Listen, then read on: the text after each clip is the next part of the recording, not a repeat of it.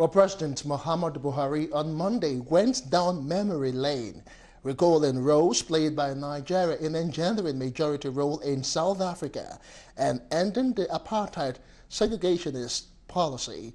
Receiving in audience Mr. Jeff Radebe, Special Envoy of President Cyril Ramaphosa of South Africa at State House, Abuja, the president recounted that he was a junior military officer to Generals Murtala Mohammed and Olusegun Obasanjo, who were military heads of state at different times in the mid to late 1970s.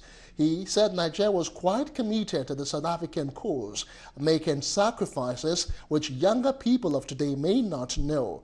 President Buhari recalled late President Mugabe's commendation of Nigeria's role in the fight against apartheid during their last visit to South Africa, which he said was very emotional, and extended appreciation to President Ramaphosa through the special envoy for coming to explain to Nigeria what happened in South Africa recently, leading to killing and displacement of foreigners.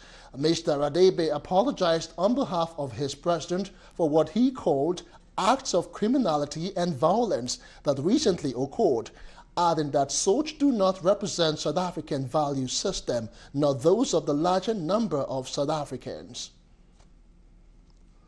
We met a short while ago with His Excellency President Buhari, the President of the Federal Republic of Nigeria, to convey our President Ramaphosa's sincerest apologies about the incidents that have recently transpired in South Africa.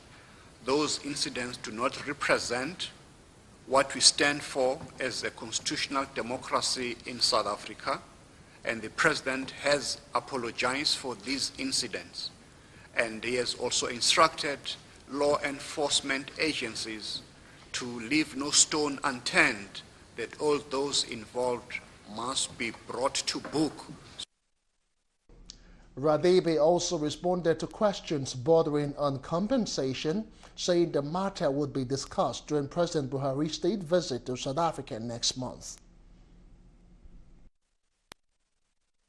There is a binational commission between South Africa and Nigeria, and on the 3rd of October, during President Buhari's state visit to South Africa, there will be detailed discussions that are going to be held there. I do understand that this issue of compensation restitution is part of the agenda items in the draft that the Nigerian government has presented to South Africa.